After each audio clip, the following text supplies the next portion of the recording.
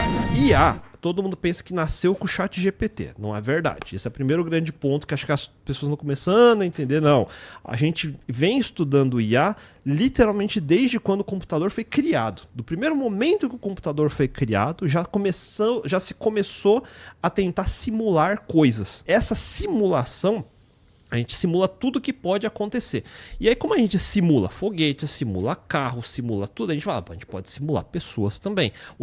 Aí começam os estudos de quais são as características que definem uma pessoa. Então a gente começa falando da nossa interface, os nossos 5 sentidos principalmente. Então, uma pessoa fala. Será que eu consigo fazer um computador falar? Antigamente o computador fazia bips. Ele fazia blip, blop, blip, blop, era isso. Joguei Doom com um alto-falante interno. Exatamente. Então, para quem não sabe, antigamente era opcional você ter chip de som. Era o kit multimídia. Kit multimídia. Quem nasceu recentemente, eles nunca viram essa mudança. É verdade. Se você pedir para suas filhas hoje, como é que faz para tirar foto? Como é que ela faz? Ela vai fazer assim.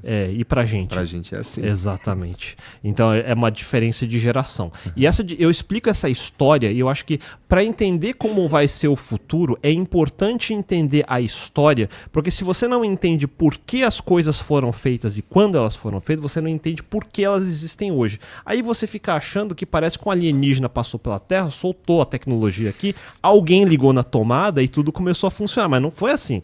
Então, existe toda uma história por trás disso. Então, essa história que começa com os blips e os blops, a gente fica tentando fazer o computador falar.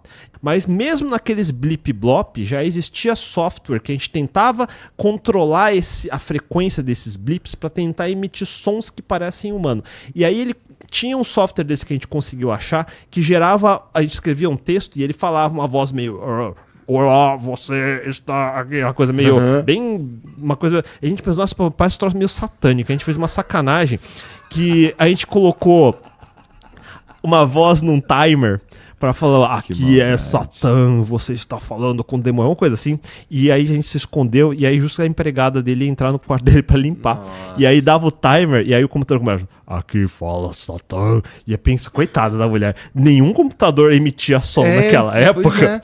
E a gente tá tirando sarro disso agora, que parece que faz muito tempo, né? Fala, nossa, coitada, mas tadinha também, ela é ignorante, não sabe. Mas é exatamente essa reação que tá todo mundo tendo com a IA agora. Pois é. É exatamente a mesma, por isso que eu trago essa história. Aí, além de tudo, para você, uma coisa é você emitir a voz, aí você tem outros sentidos. Eu gostaria que um computador fosse capaz de enxergar alguma coisa e determinar o que eu estou vendo, sem eu, como operador, ter que digitar num teclado e dizer para ele. Então foram anos e anos de computer vision, que é uma sub-área da inteligência artificial, que é como fazer o computador pegar uma imagem de uma câmera e identificar, aqui está o Igor, aqui está um cinzeiro, aqui está um videogame, que é coisas básicas assim. E isso numa imagem 2D. Aí eu tenho que ver, o videogame está na frente do Igor, ele está atrás do microfone. Ou seja, tem todas as relações que você tem dos objetos na tela. Não é só uma questão de ver a imagem.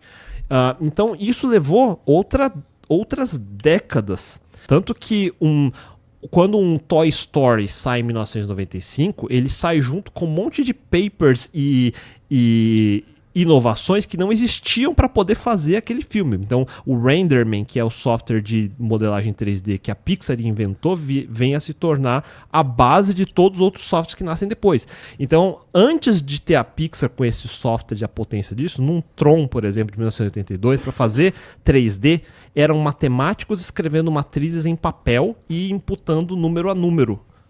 Era assim que fazia, não tinha como modelar 3D visual, entendeu? Então, assim, a gente evoluiu muito dos anos 80, 90, 2000 para chegar num ponto agora que a gente consegue ter computação suficiente para processar essas coisas. Então, vamos entrar agora um pouquinho mais dentro de o que está por trás da inteligência artificial. Inteligência artificial, então, de novo, é um guarda-chuva de coisas, aí eu mencionei ali geração de áudio, fala humana, eu mencionei sobre computer vision, mas aí tem a tal das redes neurais que todo mundo fala. Que diabos são essas redes neurais? Então, uma rede neural ele é uma quantidade de pequenas formulinhas de mais e multiplicar, somar e multiplicar, aonde eu tento pegar um problema complexo e dividir na força bruta nessas formulinhas, você entendeu?